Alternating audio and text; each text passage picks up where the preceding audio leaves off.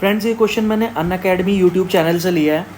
Question बड़ा अच्छा है और कॉन्सेप्चुअल क्वेश्चन है। इसको हम ऑप्शन से ही करेंगे, बट पहले कॉन्सेप्ट समझते हैं सक्सेसिव परसेंटेजेस का। बिकॉज क्वेश्चन क्या बोल रहा है कि GDP of a country increase successively for 3 years. तो हम पहले इसमें सक्सेसिव परसेंटेजेस का कॉन्सेप्ट समझेंगे। क्वेश्चन बोल रहा है कि 2021 से 2024 तक 3 साल तक सक्सेसिवली जीडीपी इंक्रीज़ हुआ है, ठीक है। और जीडीपी बाद में इनिशियल वैल्यू का 378/125 टाइम्स बन जाता है इनिशियल वैल्यू का। By what percentage did it increase in first year if third increase was twice as much as the second increase and the second increase was twice as much as the first increase.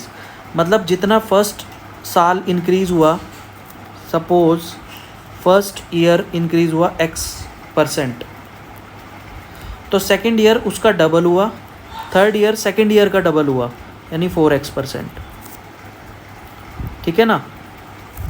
तो सबसे पहले successive increase का concept समझते हैं क्या होता है। Friends, suppose मेरे पास 100 रुपीज़ है, एक साल बाद वो 10% से इंक्रीज़ कर गए।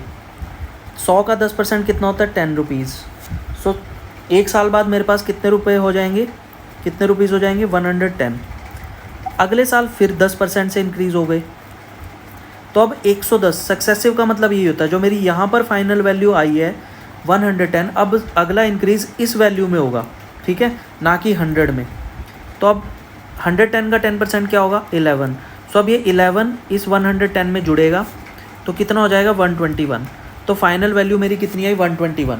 तो इंक्रीज़ कितने का हुआ? 121 minus 100 upon 100 into 100, that means 21% का इंक्रीज़ हुआ, ठीक है।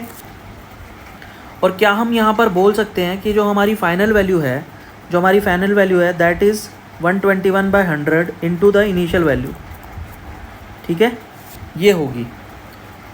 सिमिलरली हमें परसेंटेजेस का भी पता होना चाहिए बेटा। सपोज़ 10% इंक्रीज़ है, तो 10% का मतलब क्या होता है? 1/10। और 10% इंक्रीज़ का क्या मतलब है? 10 में 1 ज़्यादा, तो 10 से 1 ज़्यादा मतलब 11। मैंने दूसरी जो परसेंटेज है वो भी मैंने 10% ही ली है, मतलब 10 में फिर से एक वैल्यू ऐड होगी, तो 10 का फिर से 11 बन जाएगा। अब यहाँ पर हम सक्सेसिव इंक्रीज़ है तो हम ये वैल्यूज़ को मल्टीप्लाई कर देते हैं, यानी 100 का कितना हो गया? 121। तो यहाँ से भी बात सेम ही रहेगी, 100 का 121 बन जाएगा। तो 21% इंक्रीज़ हुआ, और यहाँ से भी हम यही बोल सकते हैं कि जो वैल्यू फाइनल वैल्यू है वो हमारी होगी 121/100 इंटू इनिशियल वैल्यू, ठीक है। तो सक्सेसिव परसेंटेजेस आपको समझ में आया होगा। फर्दर हम इस कॉन्सेप्ट को थोड़ा और इलेबोरेट करते हैं।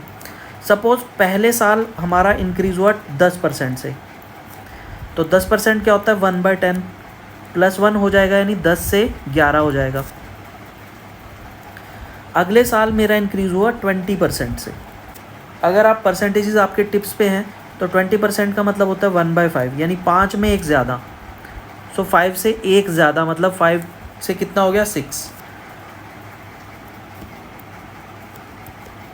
अगले साल वो अमाउंट मेरे पास कितनी हो गई? 30% से ज़्यादा। तो 30% का क्या मतलब होगा? 3/10, यानी 10 से कितनी हो गई? 13, ठीक है। अब फिर से वही सक्सेसिव परसेंटेजेस हैं, तो हम इन सारी वैल्यूज़ को मल्टीप्लाई कर देंगे, ठीक है, लेफ़्ट साइड की लेफ़्ट साइड में और राइट साइड की राइट साइड में, ठीक है। तो मल्टीप्लाई करने के बाद क्या आएगा? 500, और इधर क्या आएगा? 78। सो 858, ठीक है। तो ये हमारी फाइनल वैल्यू हो गई, ठीक है। तो यहाँ पे हम बोल सकते हैं कि 858 जो फाइनल वैल्यू है that must be equal to, मतलब जो इसको हम कैसे लिख सकते हैं फाइनल वैल्यू को? 858 divide by 100 into the initial value, और इनिशियल वैल्यू क्या है हमारी? 500, ठीक है। अब हम ये समझ पा रहे होंगे बेटा कि जो हमारे डिनोमिनेटर्स हैं वो लेफ़्ट साइड में मल्टीप्लाई हो रहे हैं, और जो भी इंक्रीज़ है उस इंक्रीज़ को ऐड करके हमारा राइट साइड में मल्टीप्लाई हो रहा है। हमें सिर्फ इतना ही ध्यान रखना है कि सक्सेसिव इंक्रीज़ में जो हमारे डिनोमिनेटर्स होते हैं वो इस साइड पे मल्टीप्लाई होते हैं। तो हमें बेटा ये समझ में आ गया कि डिनोमिनेटर्स लेफ़्ट साइड में मल्टीप्लाई होते हैं, ठीक है। और मल्टीप्लाई होने के बाद वो वैल्यू हमारी नीचे आ जाती है, वो वैल्यू नीचे आ जाती है, इनिशियल वैल्यू मल्टीप्लाई होती है, तब जाके हमारी फाइनल वैल्यू बनती है, ठीक है बेटा। ये सारे फंडे जो हमने समझे हैं ये अब हम क्वेश्चन में लगाएंगे, और क्वेश्चन सिर्फ 2 सेकंड का है, कुछ भी नहीं है, बट हमें ये सारे कॉन्सेप्ट्स समझने थे। उसके बाद हम क्वेश्चन को लगाएंगे, बहुत इजी है, 10 सेकंड का क्वेश्चन है, कुछ भी नहीं है। तो फ्रेंड्स अब हम अपने क्वेश्चन पे आते हैं। हमें दिया गया है कि बाद में जीडीपी सक्सेसिवली इंक्रीज़ होने के बाद में अपनी वैल्यू का, इनिशियल वैल्यू का 378/125 हो जाता है, 378/125 हो जाता है, ठीक है ना। अब बेटा एक बात बताओ, 125 क्या होता है? 5 का क्यूब, 5 का क्यूब। डिनोमिनेटर में 5 है, फिर से 5 है, फिर से 5 है। डिनोमिनेटर में 5 के अलावा और कुछ नहीं है, ठीक है। तो बेटा हमारा पहला ऑप्शन है 10% का इंक्रीज़। तो डिनोमिनेटर में 10 आ गया, इंटू समथिंग, ठीक है। तो जो भी हमारा डिनोमिनेटर में वैल्यू आएगी वो 10 से डिविजिबल होगी। क्या 125 10 से डिविजिबल है? नहीं। अगला ऑप्शन 5%। 5% का मतलब होता है 1/20।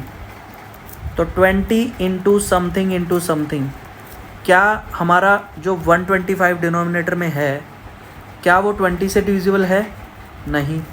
ना 10 से डिविजिबल है, तो 10% भी नहीं हो सकता, 5% भी नहीं हो सकता। 25%, 1/4।